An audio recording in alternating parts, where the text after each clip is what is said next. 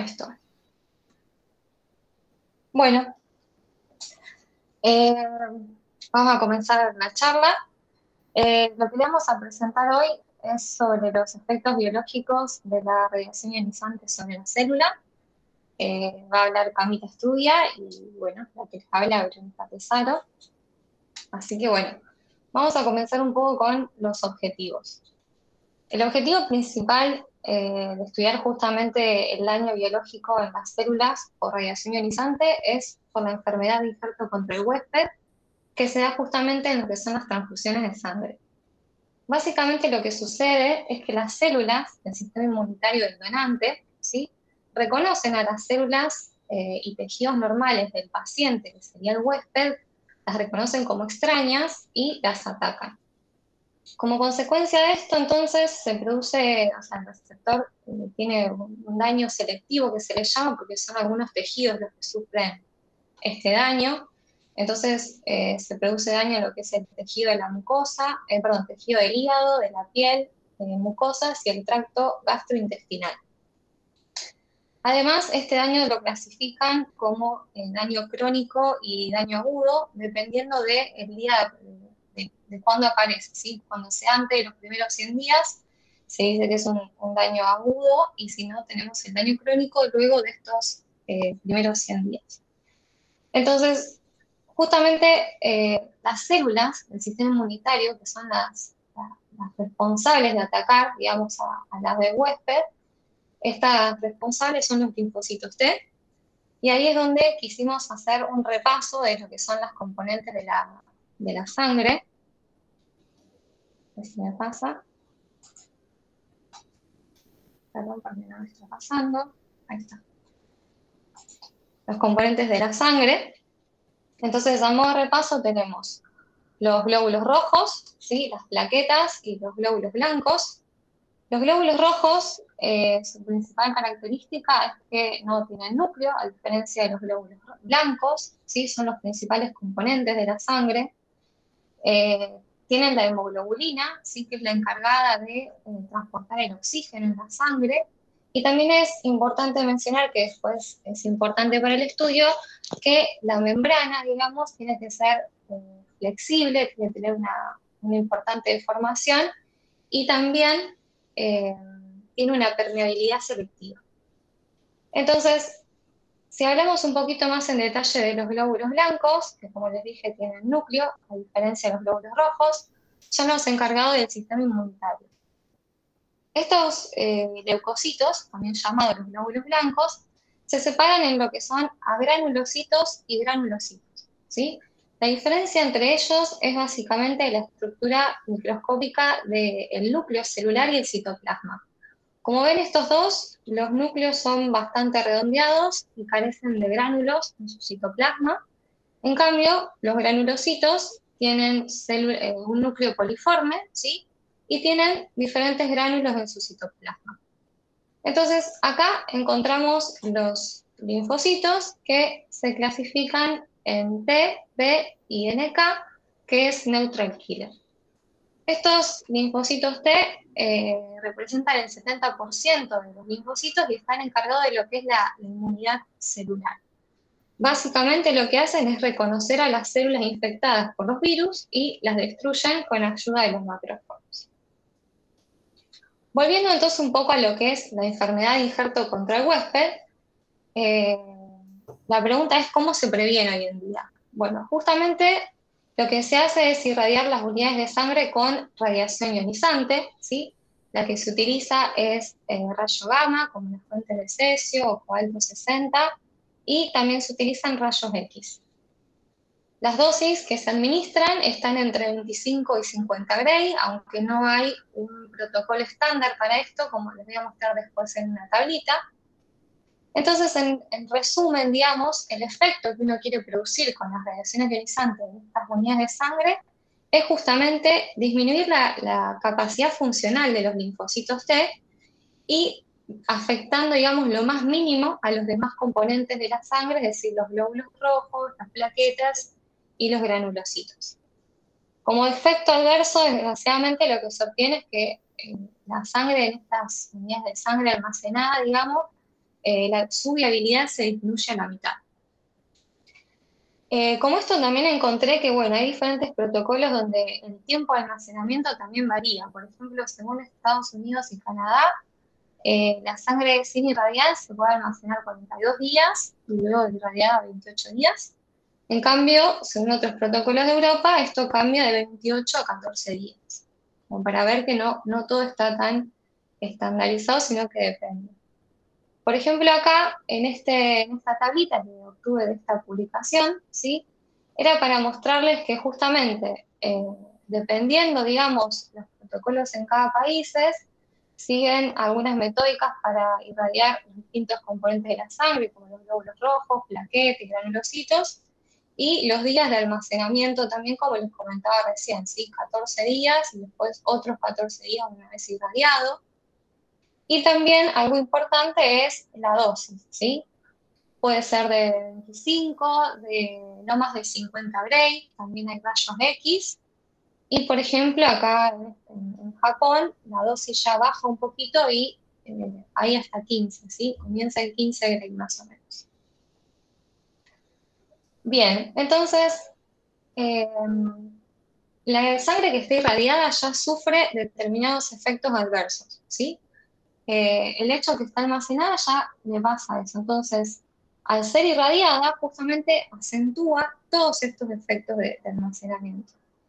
Entre los más relevantes, con todo más o menos lo que leí en la bibliografía, era que justamente promueve la generación de especies de oxígeno reactivas, ¿sí? Que después Cami les habla bien en detalle, estas especies químicas de oxígeno. Promueve la peroxidación de lípidos de la membrana de los glóbulos rojos y también justamente incrementa la permeabilidad de esta membrana al potasio, sodio y hemoglobina. Entonces, bueno, acá se puede ver que la membrana de los glóbulos rojos es un tema muy importante también a estudiar, y justamente también porque le disminuye la deformabilidad que tienen, digamos, para que no, la idea es que no se vuelvan tan rígidos, que tengan una buena flexibilidad los glóbulos rojos. Por lo tanto, digamos, no solamente uno quiere eliminar, digamos, a los linfocitos, estas células que tienen núcleo celular, sino también es importante ver todas las propiedades biomecánicas de los glóbulos rojos y los demás componentes de la sangre, que es lo que queda eh, luego de la irradiación.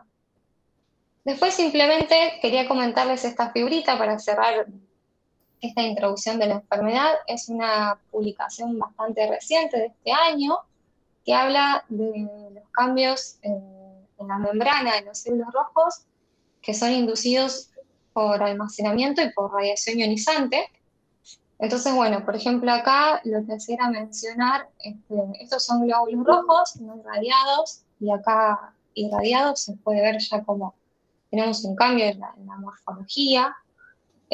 Acá también, por ejemplo, este es un glóbulo rojo que no está irradiado, pero fue almacenado 28 días, entonces se puede ver los poros que se fueron formando en la membrana, y después de ser irradiado, bueno, tenemos estos picos, digamos, que se les llama morfologías equinocíticas, eh, que bueno, ya ha sido totalmente deformada. Acá lo que hicieron, por ejemplo, fue medir con fluorescencia lo que es una proteína en la membrana del glóbulo rojo. Entonces en el día 4 se ve de esta forma, y a los 42 días ya se ve cómo se fue agrupando en racimos esta proteína y fue cambiando. Y otra cosa interesante que me pareció también fue mostrar, bueno, estaba todo en la misma figura, pero acá lo que hacen es que con un espectro Raman de la hemoglobina, ¿sí? Lo que hacen es medir el estado de oxigenación, ¿sí? Esa es una forma de ver la viabilidad que tiene el glóbulo rojo. Entonces, por ejemplo, acá eh, la almacenaron 13 días, ¿sí? Vieron a través de este espectro con distintas dosis cómo le fue dando, y bueno, acá simplemente concluyeron de que no había ningún cambio, pero bueno, como para tener en cuenta que la medición del estado de oxigenación de la hemoglobina se utiliza para ver justamente la viabilidad de los glóbulos rojos. Bien, entonces ahora le voy a dar paso a Cami, que ella les va a hablar más en detalle de lo que es el estudio del daño biológico en las células que tienen núcleo. Bien. Ahí me pasa. Ahí está. Ahí va. Bueno, como mencionaba Vero, la sangre no solamente está compuesta por los glóbulos rojos y las plaquetas, sino también por estos glóbulos blancos, que son los que queremos eliminar, los cuales poseen un núcleo celular, en cuyo interior se dispone todo el contenido genético en forma de ácido desoxirribonucleico, ¿sí? O el ADN. Y cabe aclarar que este ADN junto a proteínas forman lo que se denomina los cromosomas. Pero ¿qué pasa? Cuando se irradia la célula, el principal blanco crítico es el ADN. Entonces, para ver cómo afecta la radiación ionizante a esta molécula, veamos cómo está compuesta, ¿no? El ADN es un polinucleótido que está formado por la unión repetitiva de unidades llamadas nucleótidos. Son moléculas orgánicas formadas por la unión covalente de una base nitrogenada, un monosacárido de 5 carbonos y un grupo fosfato que se unen entre sí mediante enlaces fosfodiesteros. Entonces, bueno, como se puede ver en la figurita, ¿sí? El ADN forma una estructura tipo escala a partir de la unión de estas bases, ¿sí? Las cuales son timina, adenina, citosina y guanina, las que se ven ahí con la letra inicial, y se emparejan como están mostradas, ¿sí? Se emparejan de esa manera para que contengan exactamente la misma información, ¿sí? Para que se genere, para que ambas cadenas contengan esta misma información, aunque reflejada, quedando así duplicada. Entonces, si pasamos a la siguiente diapositiva, acá les cuento más o menos, o sea, lo que vamos a hacer es irradiar estas unidades de sangre en el Centro Regional de Hemoterapia, y lo vamos a hacer con una fuente de cesio 137, que emite, es una fuente radiactiva la cual emite radiación gamma de aproximadamente 661,7 keV. Esta radiación gamma es una radiación de baja LED. Recordando un poco qué era este término de LED, que es la transferencia lineal de energía, la cual es una medida de energía transferida, ¿tengo el gato? Una medida de energía transferida por, se me meten en el medio, por las partículas al material atravesado, ¿no? Se define como está ahí en el cuadrito, la energía por unidad de camino atravesado de la partícula. En particular vamos a tener radiaciones de bajo y alto LED. Las radiaciones de bajo LED van a ser aquellas radiaciones compuestas por los rayos X y los rayos gamma, que va a ser nuestro rango de trabajo. Y bueno, para alto LED vamos a tener los neutrones, las partículas alfa, beta y los iones pesados. Bien, estas radiaciones generan daño en el ADN cuando depositan su energía. Para bajo LED se van a generar ionizaciones localizadas, ¿sí? Y en cambio para alto LED, eso yo lo había borrado, bueno, para alto LED se produce un gran número de ionizaciones más juntas, unas de otras, porque tienen, bueno, una mayor densidad de ionización en la traza de la partícula. Ahí en la imagen, bueno, se puede ver que para bajo LED produce solamente esa, poquitas ionizaciones, y para alto LED, más ionizaciones a lo largo del camino de la partícula al atravesar la molécula. Bueno, puede haber dos tipos de daño.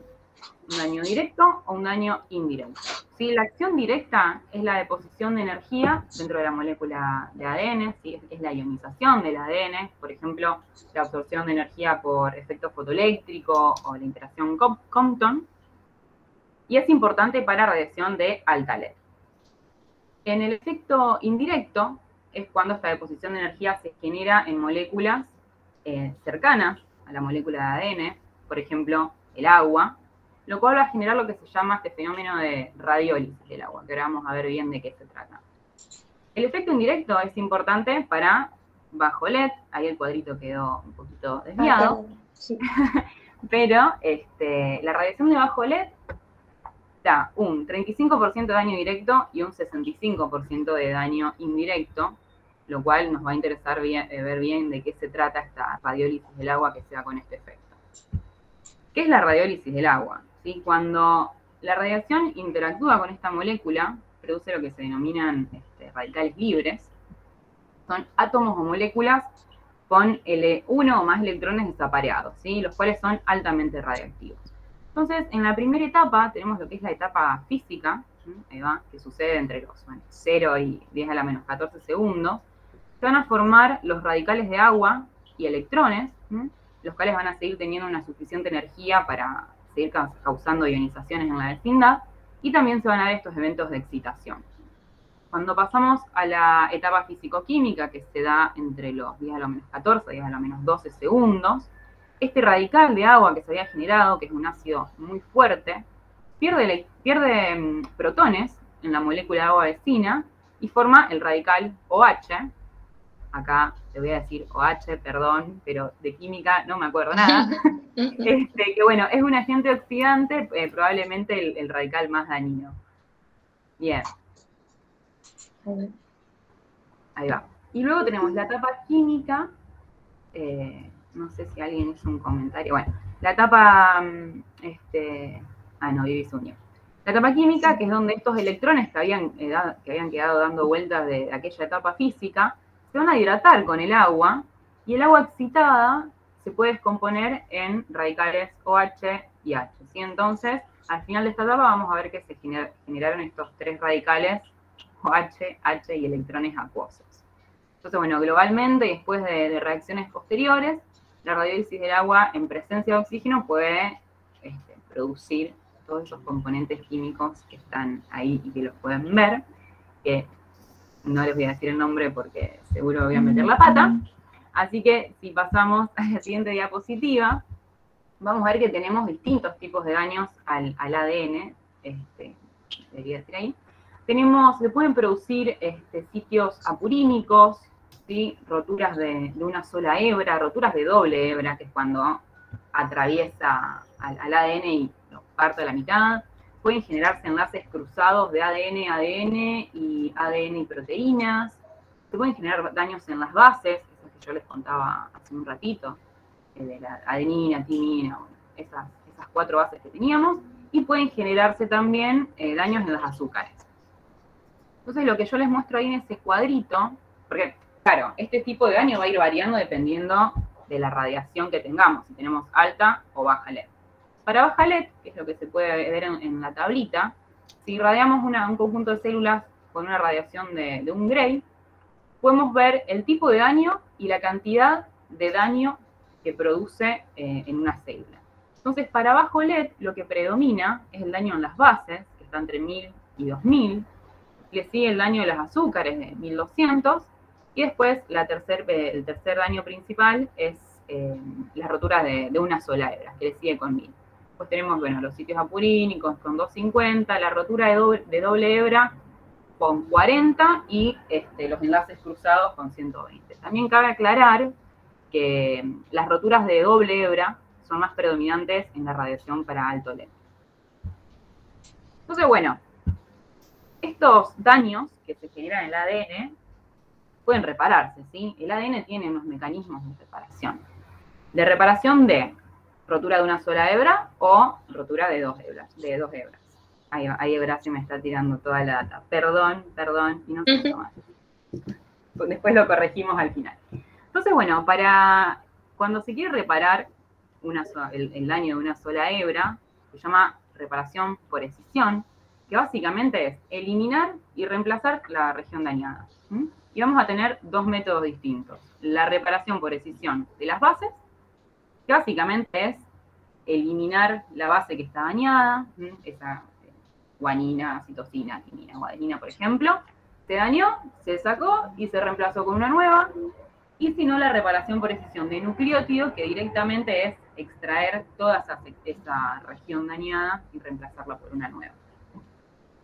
Cuando pasamos a la reparación, de la ruptura de una doble cadena, también vamos a tener dos métodos. Uno que es la unión de extremos no homólogos, que esto es para la molécula súper sencillo, porque se partió la cadena de ADN a la mitad, y así como se partió, se unió, ¿sí?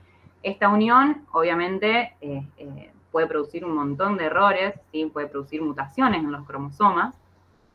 Y después tenemos la recombinación homóloga, que este tipo de reparación no es tan sencillo que se dé, porque tiene que darse cuando la célula está en la fase de síntesis. ¿Sí? Ahora les voy a contar bien los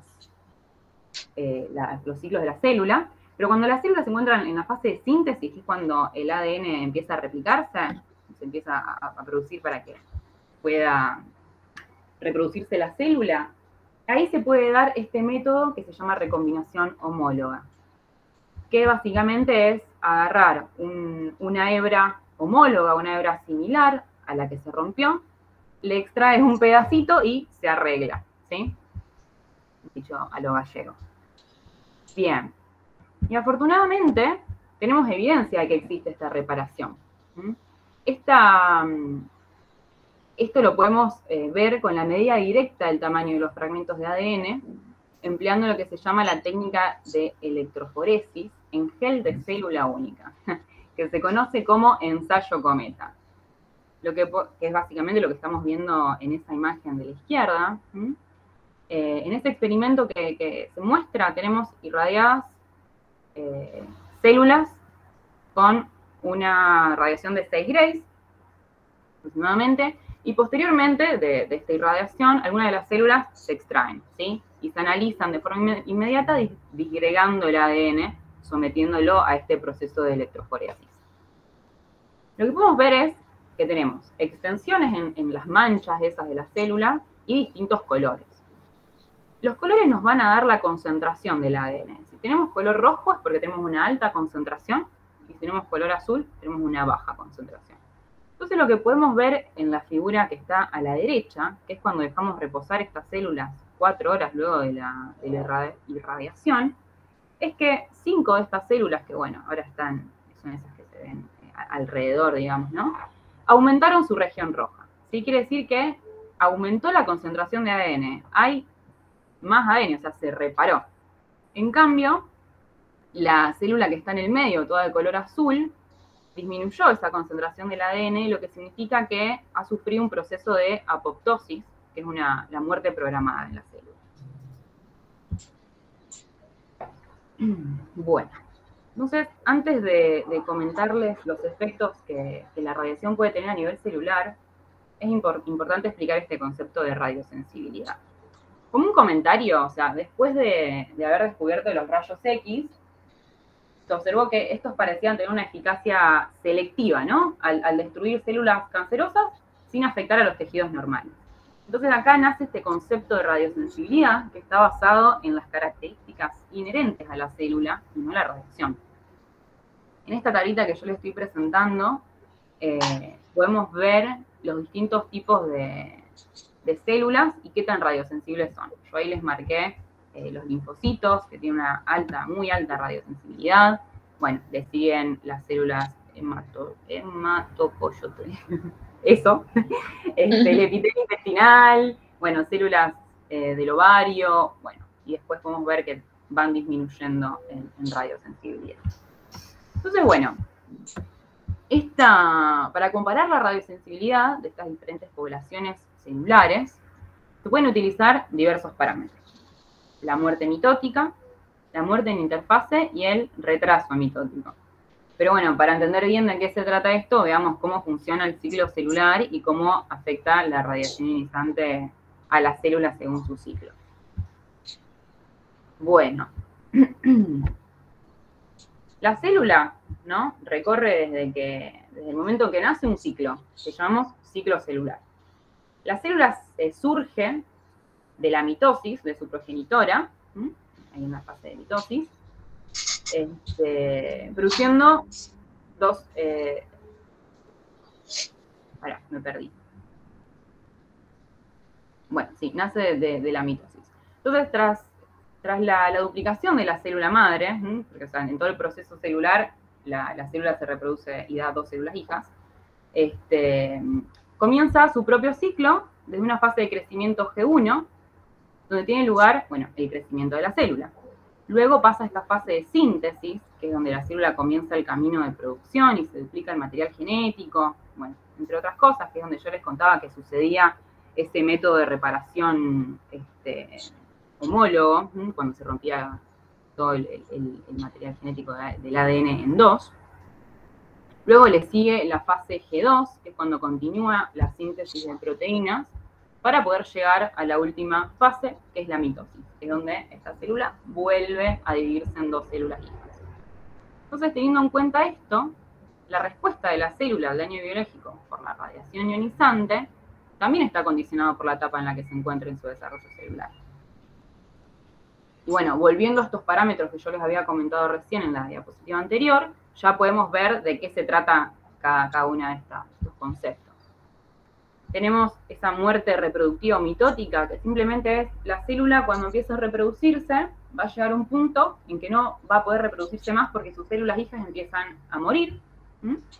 Pues la muerte en interfase es una muerte antes de que la célula entre en la mitosis. Y ahí me quedó medio colgado el retraso mitótico, ahí todavía la célula no se murió, esto les va a comentar un poquito más Vero. Pero bueno, como es uno de los parámetros que puede medir la radiosensibilidad de la célula, lo quiero mencionar, el retraso mitótico es cuando se demora en la entrada de la fase de mitosis, para que no muera la célula. Pero también para comentarles, tenemos estas dos otras muertes de la célula, la necrosis y la apoptosis. La necrosis, básicamente, cuando la célula, acá tengo miedo de pitarla también, pero bueno, como que explota, ¿no? Se revienta. Se reventó, eso. Y la apoptosis es esa muerte programada que les había mencionado antes. Bien, vale. Entonces, bien, la muerte celular es una forma de respuesta inmediata a la radiación, ¿no? Inmediata, más importante. Pero bueno, lo que quiero mencionar acá de esta diapositiva es que esta muerte celular se puede cuantificar con lo que se denomina fracción de supervivencia, S, se define como el número de colonias formadas sobre el número de colonias sembradas, y está Camila, sí. ¿Tienen el protocolo para hacer esto? ¿Esto lo hicieron con glóbulos blancos o está hecho en el trabajo con bacterias? Ay, no sé, pero vos esto dónde lo habías... ¿Esto estás hablando de la imagen? Sí. Ana. Sí. No sé qué protocolo y qué. Ahí me puedo fijar, pero era con células, hasta donde entendí, no bacterias. Bueno, si no, después pásame el paper. Está ahí, dale, te lo paso. Dale. Lo tengo acá abierto. Son células tumorales pulmonares. Acá lo estoy viendo. Dale, después me lo pasás, así ya termino. Sí, en realidad tampoco voy a mencionar mucho de esa imagen, pero bueno, lo que les quería contar... Sí, células tumorales. Ahí va. Quería contarles esto de la fracción de supervivencia, que es la forma de cuantificar la muerte celular, que se define, bueno, de esa manera, y está dividida por ese factor, que es un factor de corrección que se denomina eficacia de cultivo, que bueno, ya que al manipular experimentalmente se puede producir una pérdida en la eficacia de la siembra. Entonces, bueno, en esa imagen, que está más de forma ilustrativa, no me voy a detener mucho, se puede ver lo que es un ensayo clonogénico, el cual es una técnica que se emplea para determinar la fracción de células de una población que sobreviven a un determinado nivel de exposición a un agente. Pero bueno, es uno de los métodos para poder determinar la fracción de supervivencia. Y ahora Vero les va a pasar a comentar algunos factores que influyen en la supervivencia celular. Bien, gracias, Cami. Sí, vamos a hablar un poquito de justamente los factores que influyen en la supervivencia. Bueno, vamos a tener tres tipos, hay muchos factores. Tenemos los factores físicos, en los cuales tenemos la tasa de dosis, que les voy a hablar un poquito, la transferencia lineal de energía, que Cami ya les ha comentado, la calidad de la radiación, que acá lo que estamos queriendo decir es justamente si son fotones, electrones o iones. En cuanto a los factores biológicos, tenemos el ciclo celular, la reparación celular y el tipo de tejido.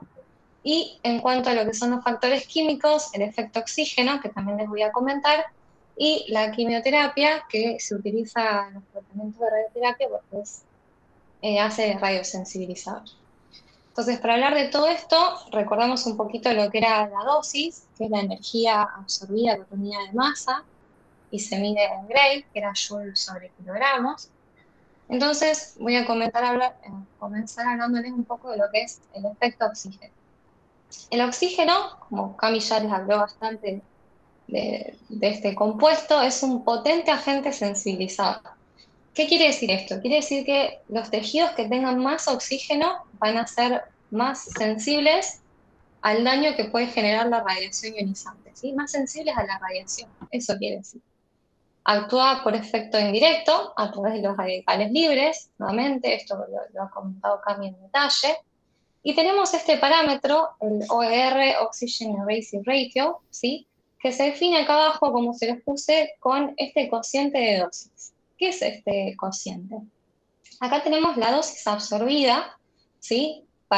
O que se le da, digamos, para generar un determinado daño en un tejido hipóxico, es decir, que no tiene oxígeno, tiene falta de oxígeno. Y a eso lo dividimos por la dosis para generar el mismo daño en un tejido que está oxigenado. Entonces, este factor va a ser siempre mayor a 1, hasta un límite, digamos, generalmente es 2, 3, puede llegar hasta 3. Entonces, lo que podemos entender de esto es que justamente la dosis en un tejido hipóxico siempre va a ser 2 o 3 veces mayor a la dosis oxigenada. Para que vean esto un poquito más en cuestión de gráfico, acá tenemos este parámetro en función de lo que es la presión parcial de oxígeno, ¿sí? Entonces pueden ver acá que comienza, es mayor a 1, comienza a crecer acá, este factor, digamos, es bastante apreciable, y en este tramo de la curva, cuando empieza a ya no tener un crecimiento tan prominente, y acá un valor constante, esta región es bien oxigenada, digamos, pero tenemos esta ganancia, digamos, de sensibilidad por oxigenación es pequeña, tenemos una curva de crecimiento bastante menor, y se da justamente, fíjense, en esta región bien oxigenada tenemos los tejidos sanos, ¿sí? Estos son valores de oxigenación normales en tejidos sanos. Después podemos hablar un poquito de este efecto oxígeno en relación a lo que es la supervivencia, ¿sí? Este S que les definió Cami recién. Y acá hay dos puntos importantes. Por un lado, fíjense, tenemos la fracción de supervivencia en función de la dosis absorbida. Si miramos para una dosis determinada, ¿sí? Acá tenemos, perdón, dos curvas. Esta curva de supervivencia es para un tejido, digamos, sí, que tiene una saturación en oxígeno, y este es hipóxico, ¿sí? Con falta de oxígeno. Entonces, para una dosis determinada, lo que podemos observar es que la fracción de supervivencia es menor que para un tejido hipóxico, sin oxígeno. Y acá justamente es donde se encuentra la mayoría, digamos, de los tejidos tumorales, ¿sí? Muchos tejidos, digamos, tumorales tienen a veces un crecimiento desmedido, digamos, no tienen buena irrigación. Entonces, por eso se dice que estos tejidos tumorales son más radioresistentes, ¿sí? Porque su supervivencia o su sobrevida es mayor a los tejidos que contienen oxígeno. Después, por otro lado, si miramos este factor OER, ¿sí? Lo que podemos ver es que es independiente del nivel del daño considerado, ¿sí? Que eso justamente se mide con la supervivencia. Y para entender un poquito más esta oración, supongamos que tenemos este factor que vale 2,5, ¿sí? Este factor de 2,5 se va a dar tanto para una supervivencia del 70%, porque estoy haciendo el cociente de la dosis en un tejido hipóxico, la dosis en un tejido oxigenado, como también va a ser de un 7%, ¿sí? Si yo hago la división de este valor, dosis de un tejido hipóxico a dosis de un tejido oxigenado, ¿sí?